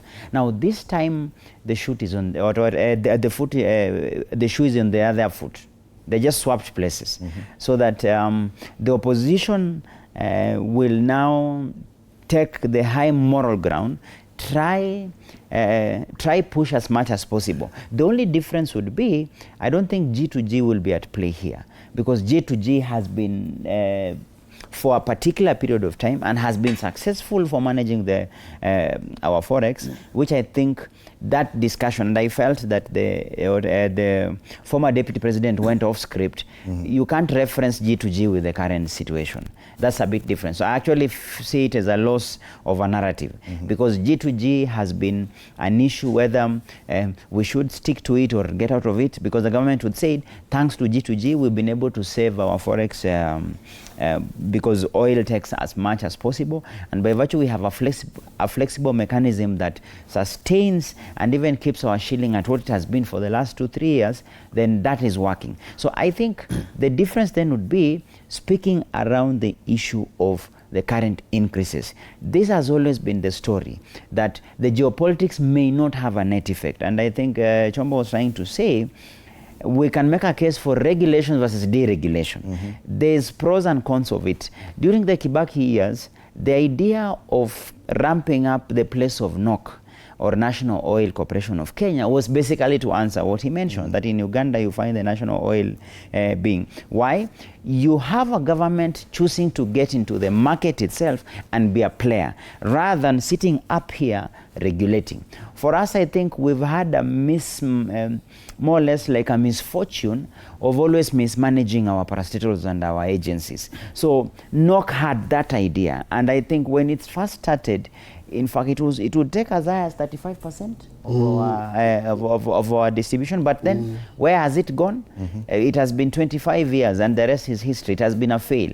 And our government has always, over the years, over the past 20 years, has always gone for the easy-going bait of, let's regulate, let us be in charge of this so that we can dictate. So the danger, again, your fiscal space disappears, because now, if you regulate, everyone looks at you for solution. Yes. If you are a player in the market, your job would be, okay, look here, guys, I'm part of this. Let me see. We are not going for profit, because government corporation does not go for profit per se. For them would be, instead of profit, we will sacrifice and force the other players to work with us in terms of stabilization. Now, that can be a governance issue that I think politicians can pick on. I haven't had the opposition riding on such. For them, you know, opposition has a very easy time at the moment. They'll just be now yapping about the numbers and say, look at the numbers, look at the impact. And with the strike today, they'll try to ride on it. For government, it gives them an opportunity to then offer policy direction. Every time there's a crisis, there's always an opportunity. Now, this crisis offers them an opportunity. Why? They've already sorted out Kenya Pipeline, because it's now out of the way. It's no longer a bigger major concern of government, because now it has been divested. As soon as 2 weeks ago, it was gazetted, or it was de-gazetted as a government parastatal. Now, can we say that it's time for the government to revisit the idea of less regulation, whereby they deregularize the space by focusing on being a player? If the government's idea has been to save taxpayer money, not to put money into non-performing entities, or trying to leverage on performing entities like KPC for the better or a bigger good like National Infrastructure Fund, can that conversation then go into this? Because now that's why you're asking where politics is. I would expect the CS Energy to talk about in fact, if I were the PS, whatever the CS team, it would have been better for him even today, tomorrow, to organize and speak about what are the policy considerations, short-term, long-term, that in the future cannot lead us here. And one of them is to have such a conversation. If you've chosen the path of privatization, if you've chosen the path of saying we no longer seek to to control the space, then why don't you then go back to what initially had been said to be a proposal? Ensure that a government can be applying the market, but let the market control itself. So that at the moment, it would have been easy for government to address this crisis by saying, fine, we are not per se controlling, we are not seeking to regulate, but we may seek to ensure that within the auspices where we are applying this market, we can be able to bring down the price stability. There's a crisis currently. Bonathiong'o says they are waiting or hoping for something to happen today. Do you see it happening? Do you see anything happening? Yes. Remember, this now touches on the more or less like the security of the country, because it affects everything, both economically, security-wise, and everything. So I think, as a matter of fact, it becomes the main agenda even for the National Security Council, which then mandates the government then to speak about it. The president, I think you've seen the approach of the president in governance. He's a frontal kind of a leader. I don't think he will sit it out and just await things to happen. People expected a statement from them earlier, immediately after EPRA made the decision. But you see, now he cannot speak unless he has something to give. The president cannot just come. You know, the president is the head of the executive. He is seen to offer solution. I don't think his team will be waiting to hear the president consoling them, telling them, guys, tuko sawa. It is expected that when the president speaks, it has to speak with specific policy intervention. It's taken almost a week. That's the issue. Last time he spoke because he had something to give. He said, we have taken cognizance of the increase, but we've reduced by 9. The only language the Matatu sector will want to listen is that yes, you gave us 46. What reprieve can you give? The oil marketers would want to hear that. What are the specific interventions? So I am certain this morning, I don't think the energy ministry has anything to do. This is the only agenda they'll talk about. The transport sector, they have nothing else to talk about. And remember, the calls will come from trade and industry, because they are the first to take a hit. So every aspect of government. Don't you think they've taken too long? I don't think they have taken too long, because government, you see, as I've said, it is from Thursday. 2 weeks. Look at the 2-week difference. They are already given intervention. So government does not just wake up, because government does not have money sitting somewhere. Of course. This one is a policy consideration, which I say it's a crisis that gives room for them to give both short-term, medium-term, and long-term solutions to this. This is a huge crisis. The government has had 3-4 days now. What gives you the hope that they're going to say something that will move you today? So thank you very much. Have you been in contact with them? Have they tried contacting you with regard to your plans for the strike? Okay, yesterday the CS promised to have a meeting today to address the issue, but we opted not to down our tool, to stop downing our tool, because we expect that if there is something he can be able to communicate directly from his office. He can make a press briefing, state that you have talked with the president.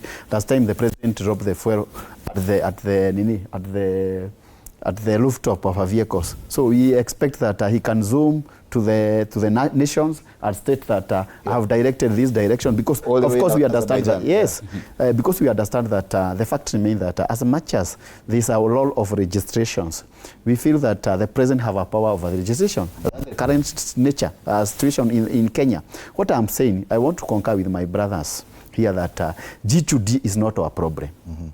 Our problem is taxations and lack of a good governance, whereby the leadership are not ready to accommodate Kenyans, to give Kenyan therapy, to be able to address or able to accommodate the challenges that you are facing. They are so much arrogant, so they are stimulating the issue. We just wanted, as I am proud, the industry, because of this great strike that you have done our tools, and we just wanted to say that we are downing our tool for 3 consecutive days. Okay. For 3 consecutive days. If they don't act today, we are downing our tool for 3 consecutive days. And if they do not act after this consecutive day, we shall be heralding this strike every Monday. We shall be downing our tool until government take an actions. Okay. I just wanted to let you Kenyans understand that tomorrow will not be like today. It's not only downing the tool. Tomorrow is a different strategy, but you'll be able to tell the member of the public after we meet. So expect tomorrow to have a strike if the government won't intervene in regard to it, because we understand that the government still have a power, and we are in a support, and we appreciate the statement for the national police, because if there's people who require security, it's us. We require security than anybody else, because we are the investors. Lakini mkutano mmekataa kwenda CS. No, I have not refused to go. We are anticipating today to have a meeting. Yesterday, they are just requesting whether you can be able to discuss some issues. And we request that if there is something they can be able to offer to us, they call a press briefing and the issue a statement. We have dropped the fuel by this, because we are not we are not interested with the meeting. Okay. We are not interested with the meeting. The strike still stands. Yes. Whether or not the meeting will. Yeah, we are not interested. Actually, they need not to meet us. They need to act according to what we need. We just wanted to not have a meetings. We just wanted to work according to and give us the solutions. All right. Final word on this. The final word on this is that I have a very big problem when it comes to government reacting. The governments must be proactive. The reason why we entrust you with the policy space is so that you can anticipate what is likely to happen and give a solution. Because for me, what I would have expected is we are in this country together. We must find solutions together. And we have entrusted you with the offices to find these solutions. And so Kenyans have a way of telling, have you pushed hard enough? You know, because if I see how far you have pushed, I am able to appreciate, like I'm saying today. So what I would have expected is that, yes, we are announcing that these are the prices that would be. And this is how it is out there. But we have done A, B, C, D. We are taking this haircut. Remember, the last time I was here, I was saying the government must be seen to be taking haircut. The problem is not the prices. The prices can even go to 1,000 bob. And this is what I've always said. The thing is, the government must be seen by the common person to be taking the heat as the common person is taking the heat. When it appears like it's one person taking the heat, then it is not palatable. So the government must always come up every time there is price increment. Because we are going back into the pocket of the common person, then the common thing or the best thing to do is to also see that the common person see the government has gone back to its coffers. Yes. It has gone back to its comfort places and taken a hit. Okay. You see, the reason why last time the common person was okay is because the person saw the government has taken a hit of 10 bob. Yes. So this time round, what has the government taken? So this ought to have been anticipated. And as I wind up, allow me to say these two things. One, We don't have the luxury. I said here the last time we were here, all these other companies, all these other governments out there are operating, and the biggest operators in the petroleum industry are government installations. ADNOC, ENOC, Saudi Aramco, they are all big corporations owned by the governments of their places, because petroleum is a national security issue. And so in Kenya, we don't have a choice. Last time I talked about strategic oil reserve. I must be happy because I've been singing that song, and I've seen a policy circulation that the government is looking into that. The other thing I want to talk about is that we don't have a choice but to revive National Oil Corporation.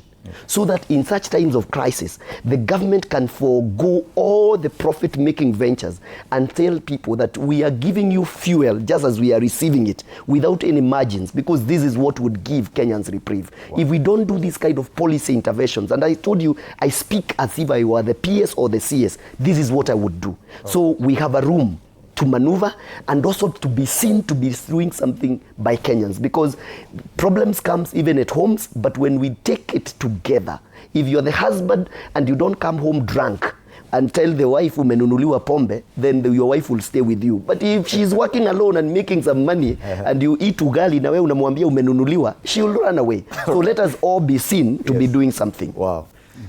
What is the government doing? That's a question people are asking. Matatus are on strike, roads are empty, and that's just not for Nairobi alone, it's across the country. Even taxi hailing services have down their tools as well. Private motorists are being told not to use their cars because major roads have been blocked. How long will this stay? Thank you so much. Paul Thiongo, Chairperson, Forward Travellers. We have Joshua Kipto, Advocate of the High Court, and Martin Shomba, Chairperson of the Petroleum Outlets Association of Kenya, POAC. And all we are discussing today is the transport crisis. And someone wants to know Forward Travellers wako na magari ngapi? The entire 600. Wako na magari 600. Kama unataka kuweka yako hao, lakini ngojea mafuta irudi na bei teremke kidogo.